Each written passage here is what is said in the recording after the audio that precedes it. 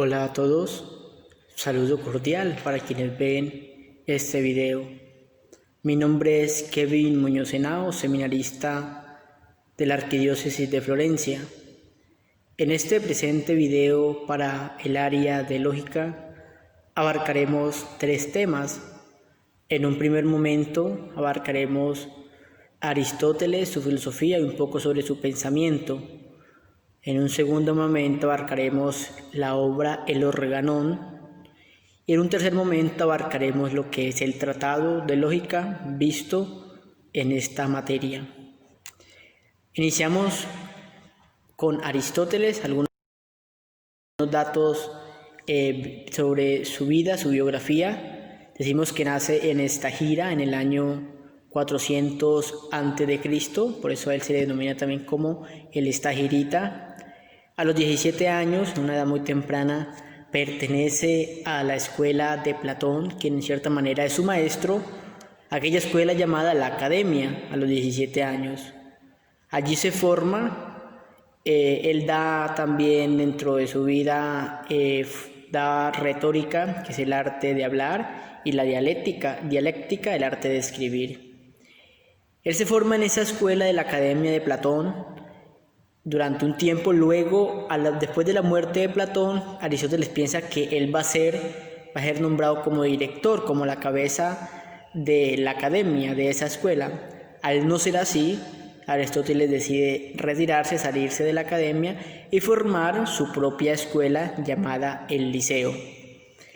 En ese tiempo, Aristóteles es llamado por el rey Felipe para que diera clase, para que formara a Alejandro Magno, le diera formación. En ese entonces se juntan los dos personajes más grandes de la época. Por un lado, Alejandro Magno y por otro lado, Aristóteles el filósofo. Decimos también que él analizaba las tesis y los argumentos de Platón, las analizaba bien para luego refutar, generar alguna refutación sobre aquellos argumentos. Pues ya que su filosofía, Aristóteles, se funda del pensamiento un poco de la filosofía de Platón, su maestro. Dentro de los escritos de Aristóteles encontramos algunos escritos acromáticos, que son los escritos con los que él enseñaba en su escuela, en el Liceo. Los escritos esotéricos, que son aquellos escritos más personales. Encontramos escritos de lógica, en eso encontramos el libro del Organón, que ahorita hablaremos un poco de él. También escritos de ética, de matemáticas, de psicología, de retórica, economía, de política. Aristóteles no es un filósofo materialista, cabe decir aquí. Él lo que hace es bajar el mundo hipersensible de Platón y meterlo en la materia. Aristóteles denomina filosofía primera o también metafísica. ¿Qué es la filosofía primera o la metafísica? Aristóteles inicialmente se plantea si es posible hacer metafísica de los principios de la realidad, si es posible hacer metafísica de los principios últimos, si es posible hacer metafísica de la sustancia, de la materia, se plantea Aristóteles.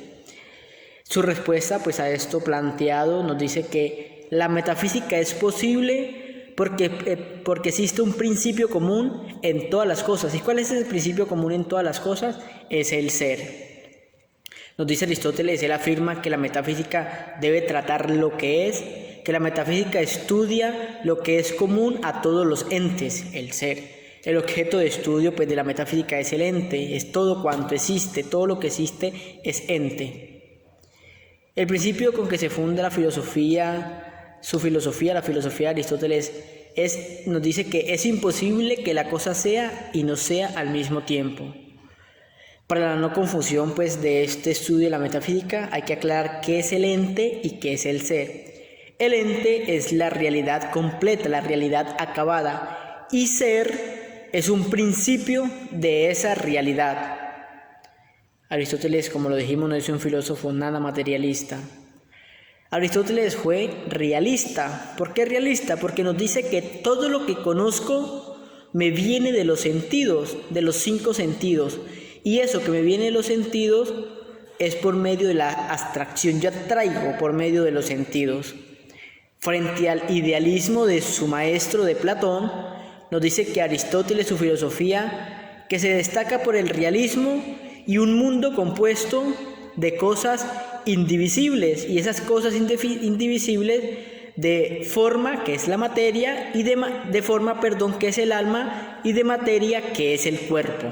Un mundo indivisible de alma y cuerpo nos dice que también está junto a ellos sus 10 categorías que conforman al ser, que ahorita en el Organón hablaremos sobre esas 10 categorías.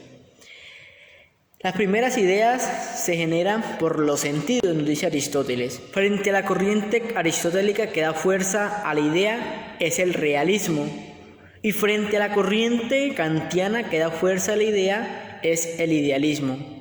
Aristóteles muere en el exilio en la isla de Chalcis en el 322 a.C., a sus 62 años. Como bien dijimos que en los escritos de Aristóteles hay escritos de lógica, por el cual Aristóteles escribe, valga la redundancia, un escrito sobre que lo denomina el Organón. Y después de ese escrito, Aristóteles es denominado como el padre de la lógica. Aquí ya entramos al segundo momento, que es el Organón. Aristóteles es considerado como el padre de la lógica, como lo dijimos, después de escribir esta gran obra, el Organón, que es un compendio de obras recopiladas por Andrónico de Rodas, un discípulo de él. En este escrito trata de analizar argumentos mediante silogismo. ¿Qué es un silogismo para Aristóteles? Dice que es un discurso donde de una verdad evidente se deducen otras verdades contenidas en ella. De esta verdad se deducen otra verdad que se contiene aquí, pero esta segunda verdad no es tan evidente como esta primera. Una verdad entre dos sujetos. Como dijimos que era un compendio, es porque lo conforman otras obras. En este caso, analizaremos las categorías planteadas en el Organón, trataremos los tópicos, y más adelante en otro video hablaremos sobre las refutaciones sofísticas. Dentro de esta primera parte sobre las propiedades a todo lo que existe o formas del ser, que se denominan categorías, que Aristóteles creía que eran necesarias para toda la existencia del ser, la existencia de todo ser. Unas categorías denominadas por accidentes, que son características de la sustancia, y otras categorías denominadas también por sustancias, que es denominadas por lugar, tiempo, cualidad, cantidad, posición, etc.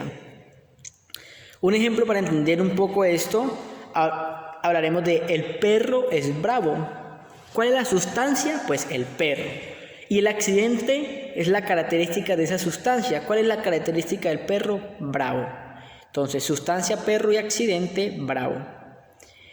Aquí en esta primera parte nos quiere enseñar Aristóteles que hay dos cambios, que generan dos cambios. Un cambio se genera en el sujeto, en la sustancia, y otro cambio que se genera en el accidente. Ese accidente es también afectado, genera un cambio.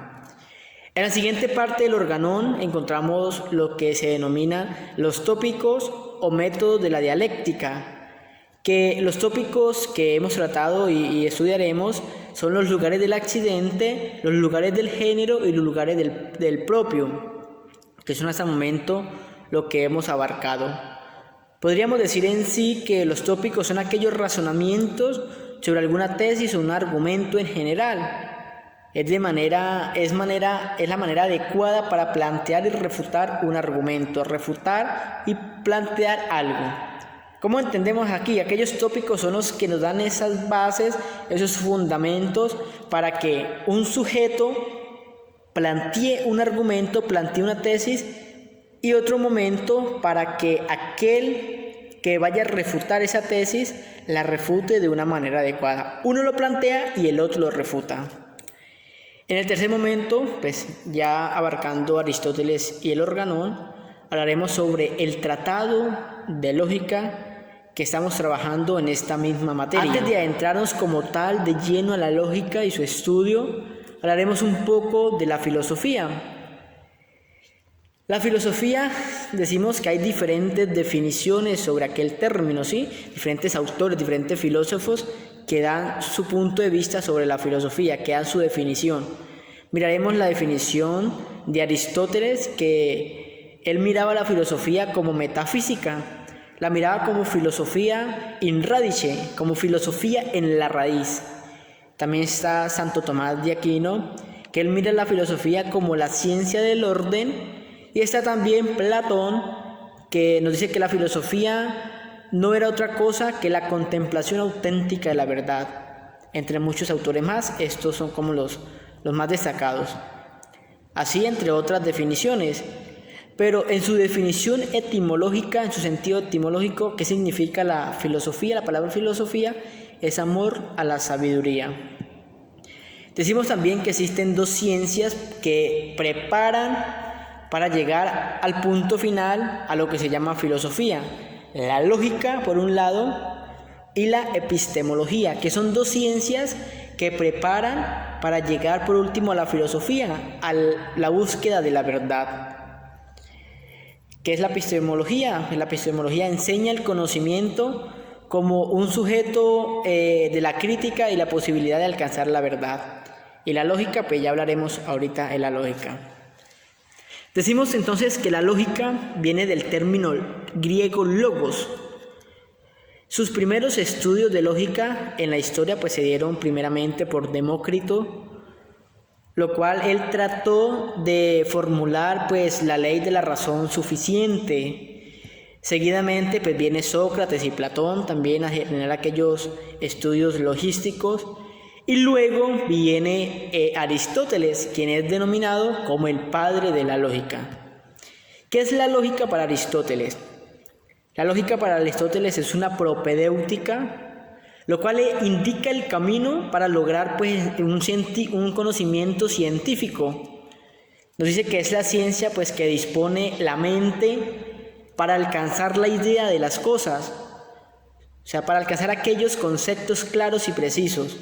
La finalidad de la lógica pues, es el de razonar correctamente, ya que todo es guiado por la razón.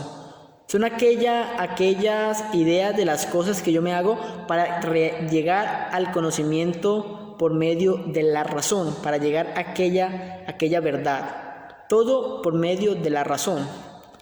¿Cuál es el objeto de la lógica? Estudia el pensamiento humano de su forma lógica de pensar.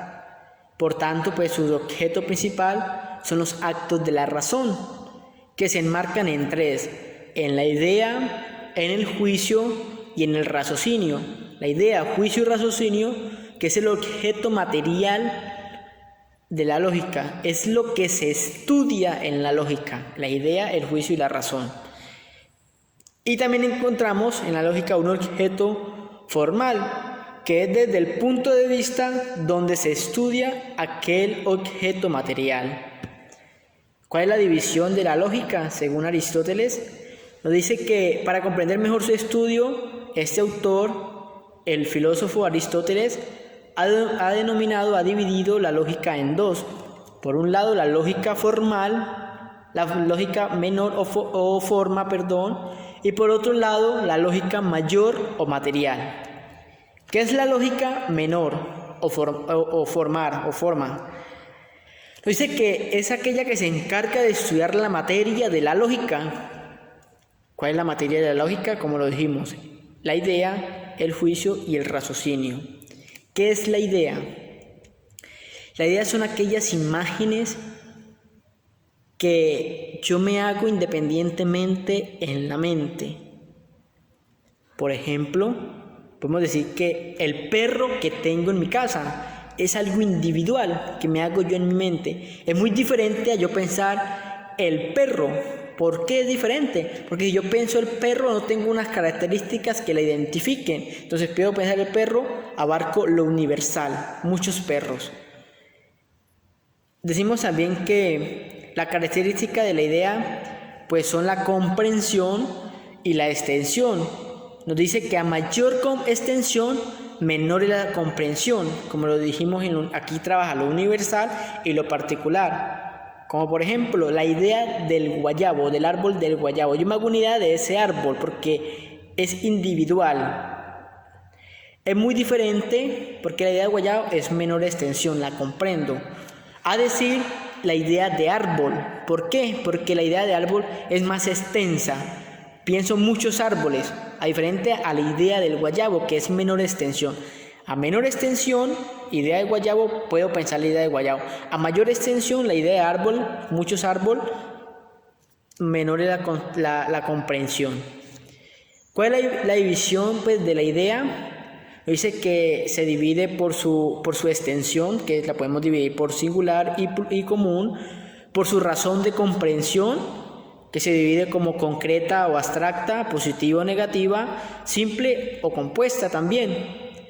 La idea se divide también por la razón de perfección, que es clara o oscura, adecuada o inadecuada, distinta o confusa. De igual manera, la idea se divide también por su aplicación a los inferiores.